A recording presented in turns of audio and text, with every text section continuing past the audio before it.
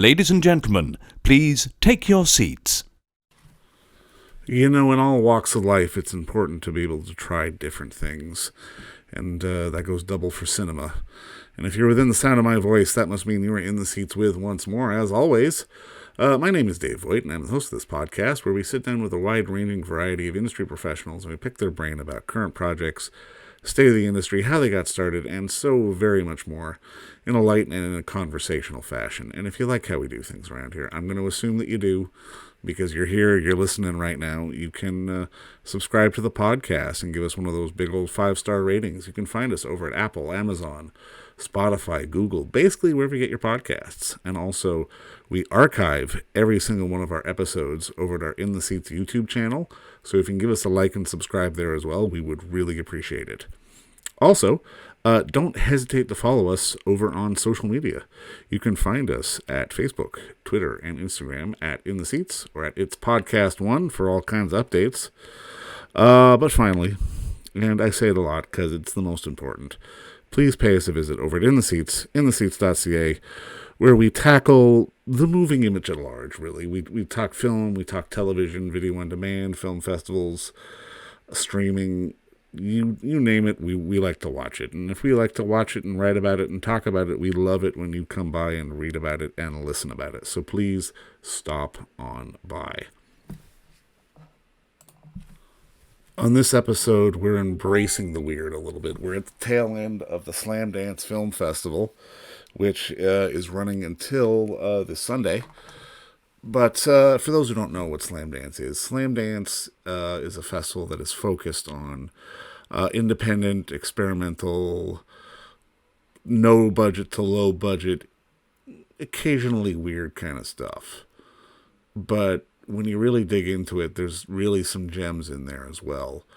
And one of those gems is The Severing from writer-director Mark Pellington, and it's more of an experimental film.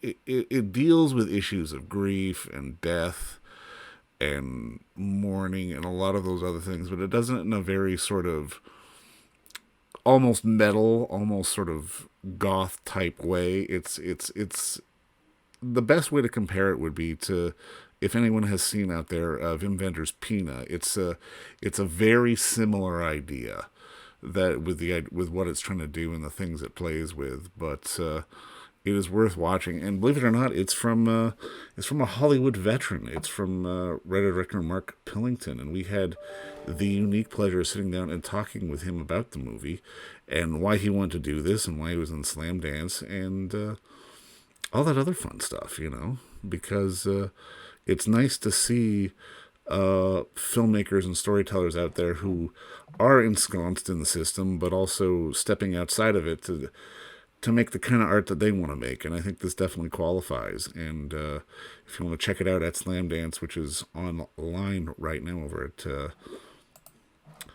what's their website? Oh yeah, slamdance.com. That was obvious, but there's a bunch of really interesting stuff if you're in the mood for experimental or short film or no budget film or any kind of stuff. We seriously cannot recommend it enough. But enjoy our talk with Mark and check out The Severing at Slamdance or at another festival near you. It's really a fascinating film. And but first, our talk with Mark, because I think that was more fascinating. And I'm rambling, but let's get to it. Well, I mean, obviously, first off, just thank you for the time today, man. I really appreciate this. My pleasure. Thanks for having us. Congratulations on the film. I absolutely loved it. And I mean, I think you're talking to one of the bigger Pina fans in the world, so I definitely saw where you were going with this one. Walk me through, just on your end, why you wanted to do this project. What was sort of the inspiration therein and sort of getting it going? Well, I had been asked by my friend Phil Rind from a band called Sacred Reich, out of a speed metal band from Arizona, to make like 3 or 4 videos for him for their new album. Not new, it was new at the time. Right. And one of the songs, it was like just brutal and brought up all these feelings to me of like grief and pain. And I said, I really want one of the videos. I'll do your performance, but one of them, you just got to let me do whatever I want. And he goes, okay. So I had wanted to work with Nina McNeely ever since I had seen Climax, the Gaspar Noé film, right? Right. And I knew that I wanted to do something with movements and to express this idea that when you go through grief, the difficulty in connecting to other human beings is very, very, very powerful and almost rips you apart. That was just the idea.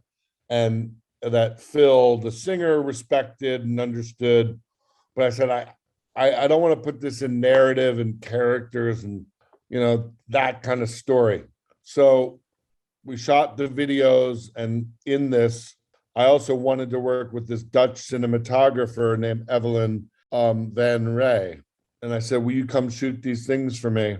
And so Nina got these dancers, and I gave them the direction of grief. Just interpret your feelings of grief, both singularly, as a group, and as a couple. And she gave them some direction, just loose direction, and I had given her loose direction, and I was just with Evelyn, crew of 5 people, right? No lights, one light bulb in one room, one light coming through the window in another. Because I loved working with her and her I loved her photography and her simplicity and her lack of shit, you know what I mean? The trucks and all that gear. So that's how I wanted to work with her. So I wanted to work with Nina in this very primal, pure way. I wanted to work with Evelyn in this pure way. I wanted to serve Phil and the band, and we had made those other pieces, and he let us do what we wanted for that piece. And we shot this thing, and I was like, Jesus, this is like only showing this for 4 minutes in a music video is certainly not, it's a waste of footage. What do I do with this?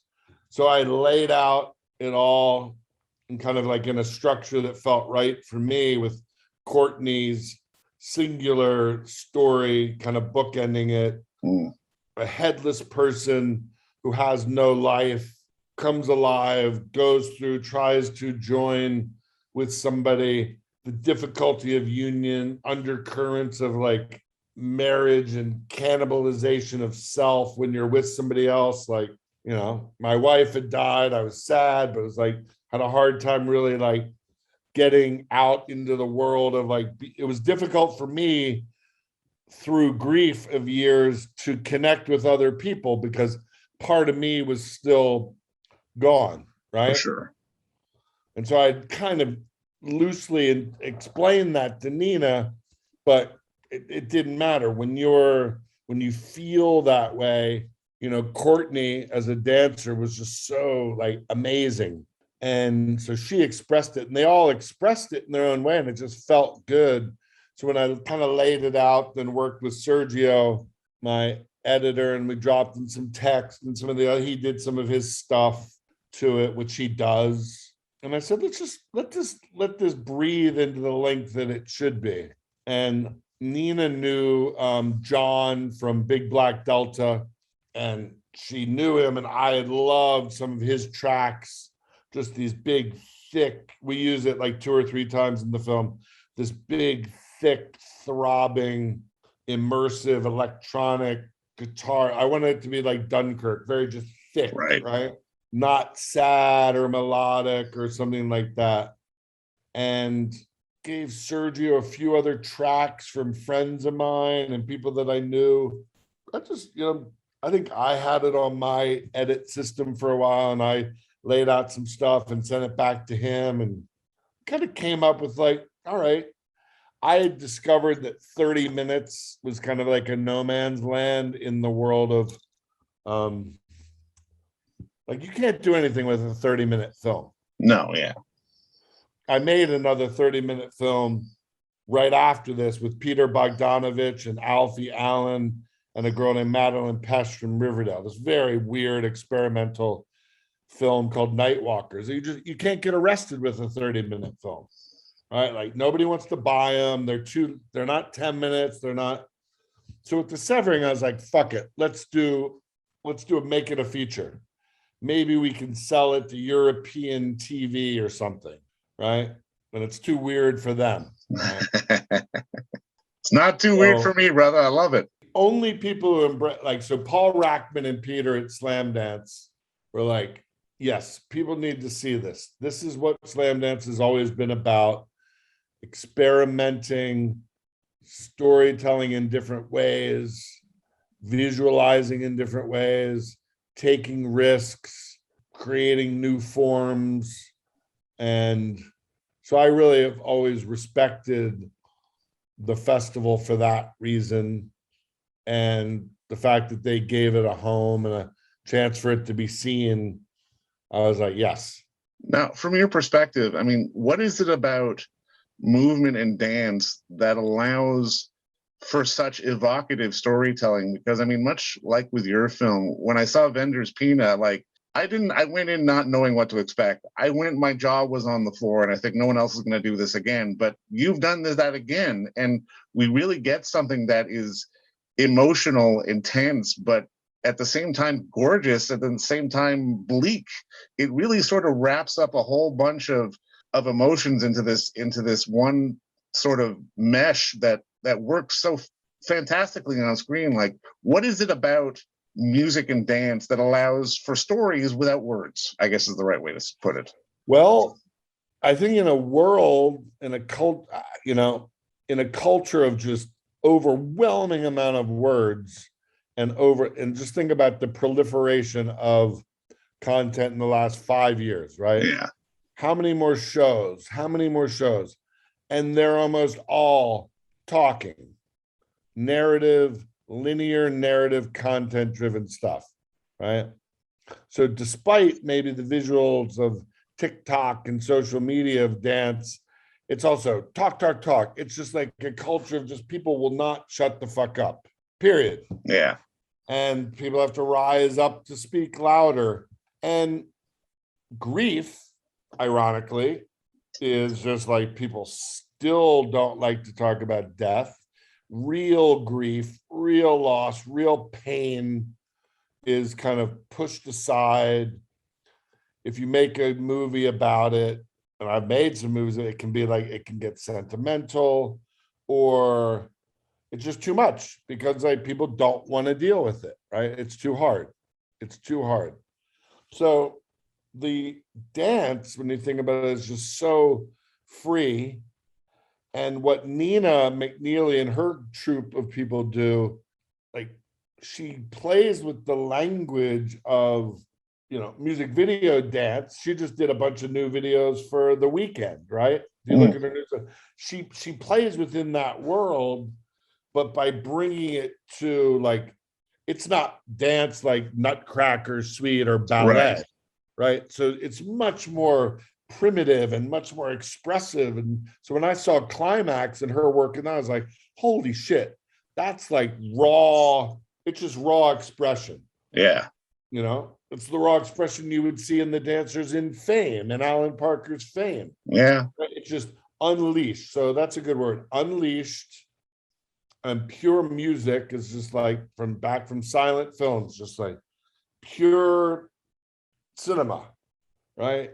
And when you make stuff that's like plot driven and engineered, and like, music videos for me, and this as an extension of music and movement and dance in a longer form where the shots can play out longer and you can immerse yourself in it, are a nice anecdote to that. You know what I mean? So it's like, you go work on a TV show and it's a lot of talking. It's like, God, would people just shut up? I just really want to deal with like the purity of and at the end of the day, I wanted to work with Nina. I wanted to work with Evelyn. I wanted to do my friend Phil a favor, and it worked out beautifully. So full circle for this to be seen by however 50 people log onto it. Great. That's 50 people that aren't going to see it on my website. And so what Annie and I are saying, if we can get a few good quotes and maybe we can do a screening out here in LA, maybe the film can find a home. For sure. I can find some distributor or somebody I'll be like, here you go. You don't need to spend a lot to own this movie, because it's like, Wim Wenders had a Wim Wenders track record. Of course, yeah. Right? And Pina Bausch was pretty famous in that world. So, but I don't see Fox Searchlight releasing The Severing. No. Although you could probably see it on Shudder, right? Or something like that. Totally. Well, you know what? If we get some kind words from you, you're going to get some for sure. Help us find a home. But Shudder, Film Movement, places like that, no, absolutely. You could find a home, no question on this.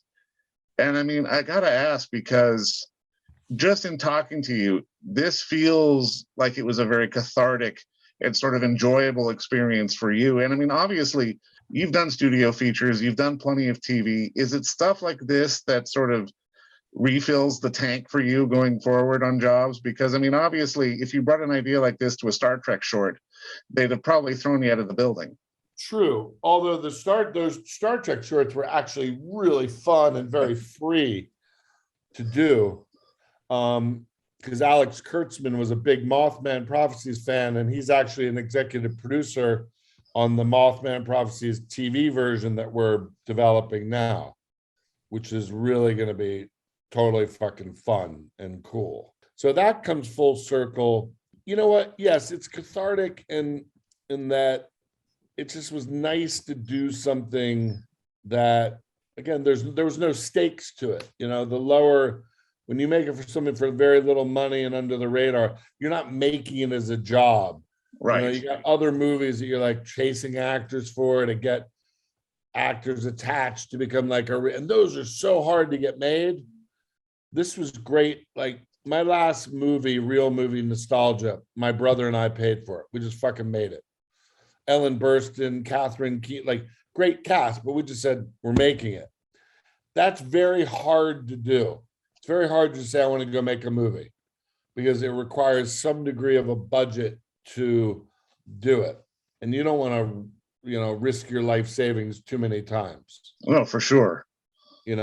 And doing something that's darker with darker subject matter, and like that movie, I barely lose a little bit of money. You can't do that often. So I just like to also experiment and do things that I haven't done before. Do you know what I mean? Like I had never really done a long form performance piece, and maybe this will be the last time. But like I said, it was just a chance to work with a cinematographer and a choreographer and people that I, connected to. Now, I mean, just as a side note, my staff and I are all big Mothman fans, so we can't wait to see what's coming out with that. So, but I'm curious, because I mean, especially these days, given how much content is out there and how much is getting sort of repurposed and reimagined, how is it a creative challenge to go back to these universes or repurpose these universes like Mothman, like Arlington, or is it fun? Like I always kind of think is like, do you do something and then walk away, or can you revisit it later on? Well, they're old, many years, right? And I was at a different place in my career and in my life. I will say on these two instances, and maybe we have this conversation, if we can actually get a green light on Arlington Road and get them made. So shooting them, but I've found in the storytelling aspect of it, especially Mothman, for example, letting it build and enhance. Like the idea is to be able to have longer and more ideas, and like, well, what if we did this? And wait, Mothman, how can that energy infect a phone and FaceTime? So like when you say on this girl's like, there's a voice, but it's like she's talking to somebody and she thinks it's her brother, but it's actually her dead father who's kind of like deep faking. Like you're like, Mothman could do that. If this is an entity that can manipulate voice and energy and light, there's a lot of creative opportunities there to let it really expand. So in that instance, in Mothman instance, I think it's a bottomless pit of how you can explore, because you're basically just tapping into people's collective fear. Is that in Brazil? Is it in Bangkok? Is it in, Lawrence, Kansas? Like, okay. Arlington Road's a different thing. But the writer, Seth Fisher, really found a great way. Again, you're tapping into the same engine, fear, distrust. The movie was made in 1997, 98 after Oklahoma City. Yeah. Think about now, I made a little teaser trailer for it. And it's like, remember when they had the picture of the people on their lawns holding their guns in St. Louis? Like, you're like, Yeah. hey, that's the world we live in now. Yeah. You talk about distrust and paranoia and fear and right-wing like radio hosts, just like, oh my God, you're talking about just the most divisive, distrustful, like nobody trusts their neighbors, right? So evil existing within the confines of the corridor of American democracy, a trembling American democracy. Yeah. There's no better time than to make this show. No, absolutely. Question of, does a network have the balls to put it on?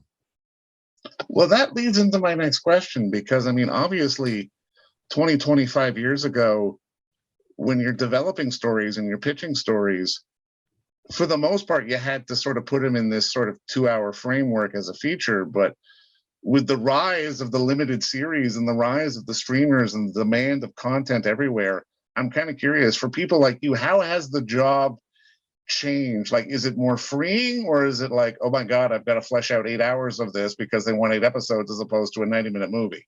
Well, like I said, my experience in TV before adapting and working on Mothman and Arlington Road, which are in different forms of development. Right.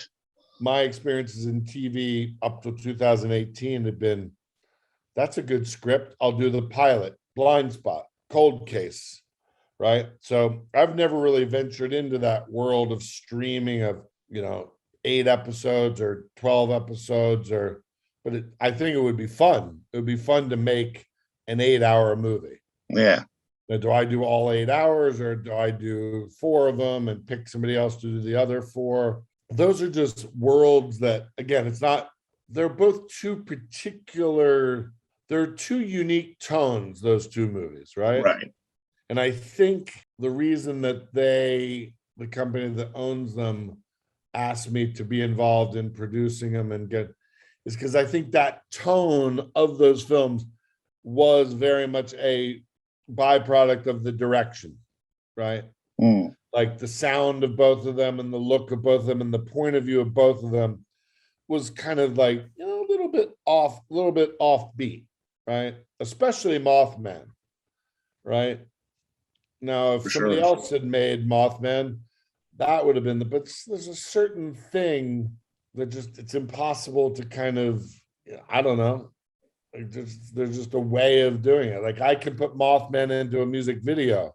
Right. Or Arlington Road. There's just a certain, you just gotta, anyway, I'll answer. I hope in a year and a half, I can answer your question and say, God, it was a great experience. And not that I wouldn't want to do other shows, these other TV things that I've been trying to get off the ground in 6 episodes or 8. It's just slow boat to China, man. Yeah. It moves really slow. Yeah. Slow.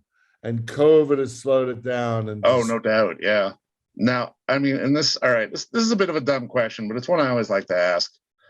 Thinking back to the younger days, like what were the movies or moments in movies that sort of had the light bulb go off in your head that got a young Mark into this business? Well, I kind of fell into the visual side by working at MTV. I never, I went to some movies growing up, but just like not many. I was never like, ooh, I'm a movie geek. I was more into music and stuff. Right.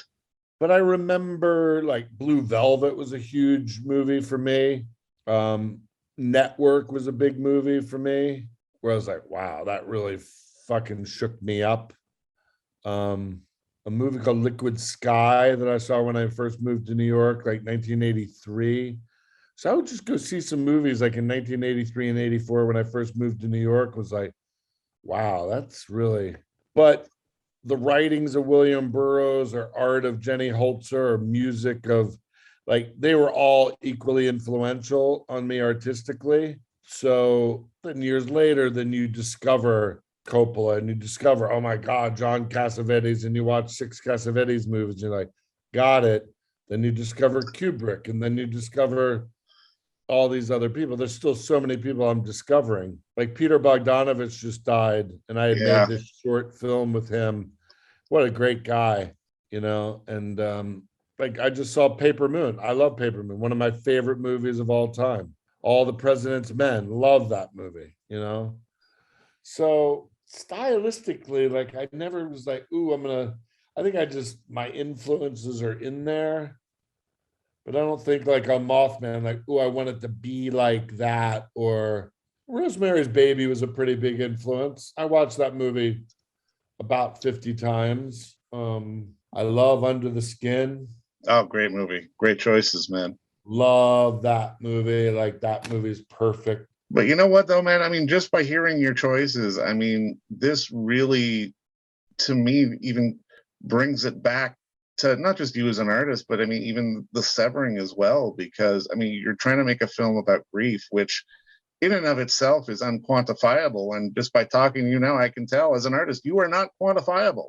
You are a very eclectic and interesting guy. And I just want to say congratulations on a film which I think is, like I said, brutal, gorgeous, and I hope as many people as humanly possible get to see it. Because it's a Thanks. fantastic piece of work. And just, man, thank you for the time, man. This was fun. I really appreciate it. I appreciate people seeing it, and you know, you just got to just go with your gut and go from your heart. I think that's all I've ever tried to do in all my output. And I think when the few times that I didn't trust my instinct, it didn't work out. So, Right. you know, I'm 59, so I'm gonna use the last 20 years and just like keep pushing the boulder uphill. All any of us can ever do, my man. But you know what? Thanks again for the time and finish your lunch. Thank you, David. I'll see All you right. later. And don't forget to visit our friends over at Bay Street Video for all your DVD, Blu-ray rental, or purchasing needs this summer, as they are still open for curbside and some mailing delivery as well. Over at 1172 Bay Street, Toronto, Ontario, Canada, you can give them a call at 416-964-9088. That's 416-964-9088. Or send them an email at baystreetvideoto@gmail.com for any of your DVD and Blu-ray needs.